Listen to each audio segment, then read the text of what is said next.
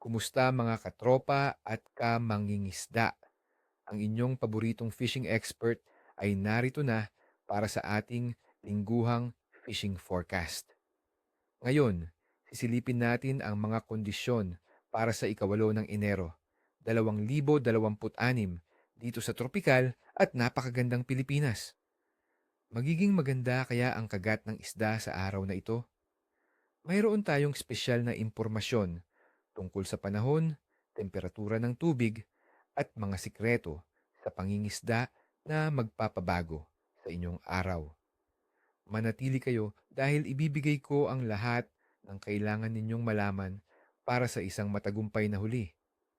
Ang ikawalo ng Enero, 2026 ay may dalang pangako para sa mga mangingisda, lalo na't medyo aktibo ang panahon na maaaring magresulta sa masiglang kagat ng isda.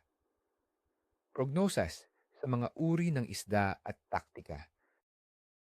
Para sa araw na ito, mga kaibigan, asahan natin ang mga species tulad ng pugapo, grouper, maya-maya, snapper, talakitok, trevally, yung abalis, mackerel na maging aktibo. Ang mainit-init na temperatura ng tubig sa Pilipinas ngayong Enero ay pabor sa kanilang paggalaw at paghahanap ng pagkain. Pugapo. Ang mga pugapo ay mahilig sa mga batuhan, coral reef at malapit sa mga istrukturang nasa ilalim ng dagat kung saan sila nagtatago at umaatake sa kanilang biktima. Dahil sa medyo mainit na tubig, mas aktibo sila. Para sa pangingisda ng pugapo, ang light jigging gamit ang maliliit na pusit o buhay na hipon ay napakabisa. Subukan ding bumangka ng mga 1 hanggang 2 milya na nautikal mula sa baybayin, lalo na pagsapit ng hapon, bandang 4 hanggang 6, dahil dito sila mas nagiging agresibo. Tandaan, ang mga pugapo ay mandaragit, kaya ang live bait ay madalas na pinakamahusay. Maya-maya, kilala sa kanilang lakas, ang mga maya-maya ay makikita sa mga bahaging may matitigas na ilalim tulad ng mga batuhan at reef. Madalas din silang nagtitipon sa mga tabing ilog o mga bukana papunta sa dagat, lalo na kung saan may malakas na agos na nagdadala ng pagkain. Sa aking karanasan, pinakamabisa ang paggamit ng pinabibigat na pain tulad ng sariwang hipon, maliit na isda or cut bite na ilalagay malapit sa mga agos ng tubig. Ang pagbabago ng tides ay mahalaga, kaya i-check ang tide charts at mangisda sa mga oras ng incoming or outgoing tide para sa pinakamataas na aktibidad. Talakitok. Ang mga talakitok ay paborito ng mga sport fishermen dahil sa kanilang tindi ng laban.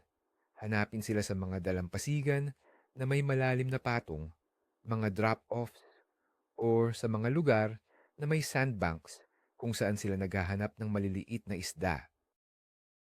Sa maagang umaga, mula 5 hanggang 8, o kaya naman sa mga tidal shifts, ay aktibo sila. Gumamit ng mga pilak na lures tulad ng mga spoon, poppers, o stick baits na ginagaya ang galaw ng maliliit na isda.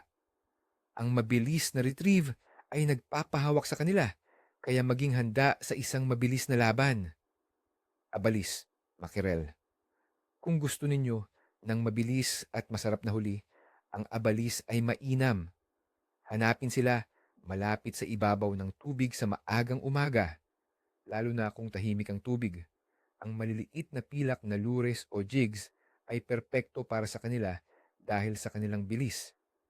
Ang trolling na may maliit na spoon or feather lure ay maganda rin kung nasa bangka kayo dahil ang abalis ay madalas kumakain sa surface.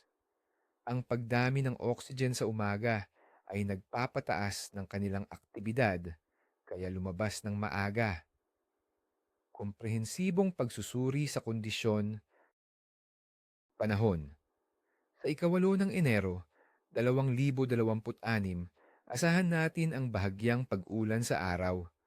na may 25% tsansa at bahagyang pag-ulan din sa gabi na may 45% tsansa. Ang temperatura ng hangin ay aabot sa 24 hanggang 27 grado Celsius at ang humidity ay nasa 88%. Ang hangin ay magmumula sa northeast hanggang north na may mahina hanggang katamtamang bilis, nasa 15 kilometro bawat oras. Ang ganitong mga kondisyon ay nagiging sanhi ng bahagyang paggalaw ng tubig na umaakit sa isda sa paghahanap ng pagkain. Ang pag-ulan ay nagdadala ng nutrisyon mula sa lupa patungo sa tubig na nagpapataas ng aktibidad ng maliliit na isda at sa mga mandaragit na sumusunod. Ang katamtamang hangin naman ay lumilikha ng mga agos na nakakatulong sa pagkalat ng pagkain sa tubig. Gayunpaman, ang kaunting pagbaba sa presyo ng atmosfera na karaniwang kasama ng pag-ulan ay maaaring maging sanhi ng pagiging maselan ng kagat sa ilang oras. Temperatura ng tubig. Ang temperatura ng tubig sa dagat sa Pilipinas ngayong Enero ay nananatiling mainit-init, nasa average na 27 grado Celsius.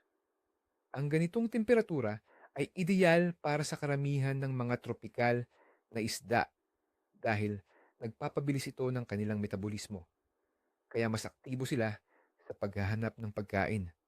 Sa mga panahong may bahagyang pag-ulan, maaaring bahagyang lumamig ang ibabaw ng tubig na nagiging dahilan upang lumapit ang isda sa ibabaw upang maghanap ng pagkain. Ito'y magandang balita para sa ating lahat. Fase ng buwan. Ngayon naman sa fase ng buwan para sa ikawalo ng Enero, 2026. Nasa waning gibbous phase tayo. Ibig sabihin, 5 araw na ang nakalipas mula sa full moon na nangyari noong ikatlo ng Enero, 2026. Ang ilaw ng buwan ay nasa humigit kumulang 69 hanggang 76% at unti-unting nababawasan. Sa mundo ng mangingisda, may iba't ibang paniniwala tungkol sa waning gibbous phase. Ang ilan ay naniniwala na ang kagat ng isda ay maaaring maging hit or miss sa panahong ito. Maaaring may ilang oras na napakaganda ng kagat at may oras din na mahirap. Ang iba naman ay nagsasabing mas aktibo ang isda sa gabi habang may ilaw pa ang buwan at bago ito lumubog sa umaga. Sa aking karanasan, sa waning gibbous, mas magandang mag-focus sa peak feeding times sa maagang umaga at hapon, pati na rin sa mga pagbabago ng tides. Pangkalahatang aktibidad ng isda. Sa pangkalahatan, ang Enero ay isang magandang buwan para sa pangingisda sa Pilipinas, lalo na sa dagat. Bagamat may posibilidad ng bahagyang pag-ulan, hindi ito sapat upang makapigil sa ating mga paboritong isda. Ang mga species tulad ng maya-maya, pugapo, talakitok, at abalis ay nananatiling aktibo.